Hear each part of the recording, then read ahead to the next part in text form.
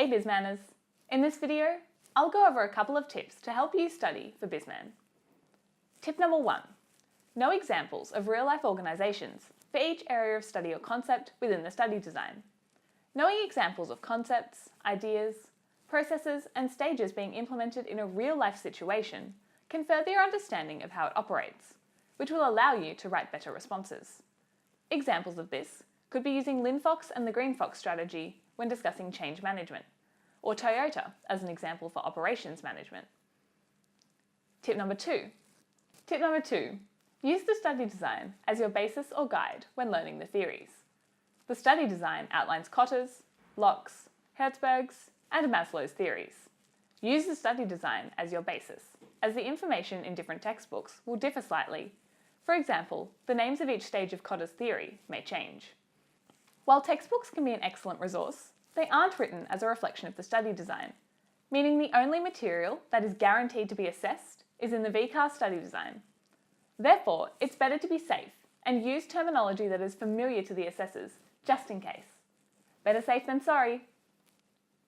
Tip number 3. Know the meaning of all common verbs used in BizMan questions.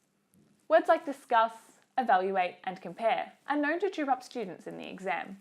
It is important to know the meaning of these words as they outline what is required to answer the question. Tip number 4. Practice answering 10-mark questions. 10-mark questions make up a substantial amount of the marks awarded for any SAC or exam. Practicing these questions will give you the best possible chance of answering them well in SACs and exams. Make sure you practice answering questions which require you to relate topics from different areas of study, as the 10-mark question in the exam can be on any topic. Tip number 5. Attempt questions from a variety of sources. These can include SACs, exams, textbooks, Engage's free practice exams, and any other resource available to you. Completing questions from a variety of sources also provides you with questions from different perspectives and levels of difficulty. It is important to attempt as many questions as possible. The more different types of questions you practice, the more likely it is that a question on the SAC or exam will be the same as one you have already completed. Tip number 6. Practice answering questions under a time constraint. Complete practice exams with 15 minutes reading time and 2 hours writing time, the same as what you will be given in your actual exam. This will get you used to writing responses quickly and continuously. It is also important to develop a strategy when completing the exam. This could include starting with the 10-mark question, as this should take the longest to complete. So if you're running out of time, it will be easier to complete the shorter questions quickly and while under pressure to finish.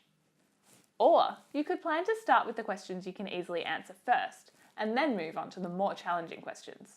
This allows you to build your confidence within the exam and also may give you more time to complete the more challenging questions. It is best to find the way you work so that you can do your absolute best in the exam. Tip number 7. Use a glossary or synonym list for the key terms. Business management contains a lot of terms that you need to know the definition of. It's common to encounter at least 1 or 2 questions simply asking you to define terms. A helpful way of memorising the definitions of these words is by using a glossary and/or synonym list. The idea behind developing a glossary is that all the definitions for key terms can be found in one place. Your glossary could be set up with headings for each area of study and should include the essential terms, specifically those which may be used in multiple areas of study. Some examples of glossary terms in Area of Study 1 could include LSO, objective, strategy, mission statement, value statement, key performance indicators, stakeholders, shareholders, ethics, social responsibility, and code of conduct. A synonym list is also a list of the key terms within the course. However, instead of being accompanied by their definitions, they're linked with a word of similar meaning. The idea behind this approach is that it is easier to remember one word than a whole sentence or definition. This word may also act as a cue for you to remember the rest of the definition. It also helps you to avoid the trap of defining a word by using the term itself within a definition. Doing that will fail to convey adequate knowledge of the topics and will not earn you marks.